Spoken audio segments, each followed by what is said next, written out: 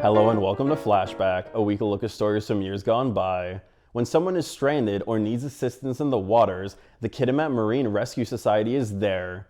In 2004, they had the boat, but they didn't have a boathouse. They wanted a proper home for themselves as well as the boat, and they were fundraising to do so. Let's take a look back in our archives to April 2nd, 2004.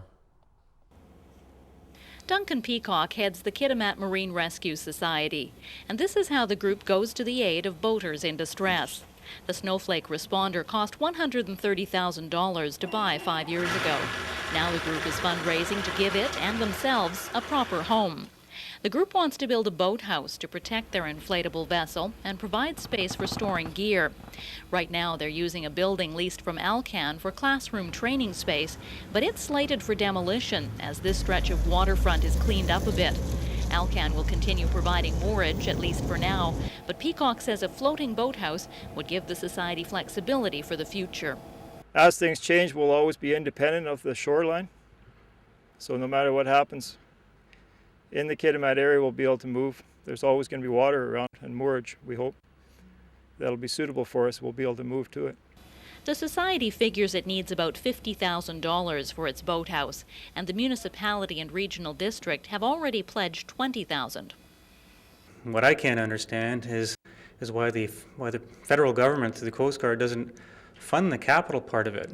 They're doing everything on a voluntary basis and providing an excellent service that would otherwise be paid for by the taxpayer and is in other communities such as Prince Rupert. The only Coast Guard base in the region is in Prince Rupert, so Kitimat's volunteers are first on the scene here.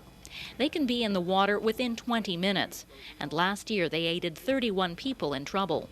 Average response time for Coast Guard anywhere in this area would be 8 hours. So I don't think I'd like to be in the water or seeking assistance for 8 hours out there. The federal government does pay Marine Auxiliary members for incident time and some training, but it looks like it will be up to the community to help this group build its boathouse next year. We're very fortunate to live in a community such as this, and also the whole region. I think people realize the need for volunteer emergency services because that's how we get things done up here. Kathy Brookes, First News, Kitimat.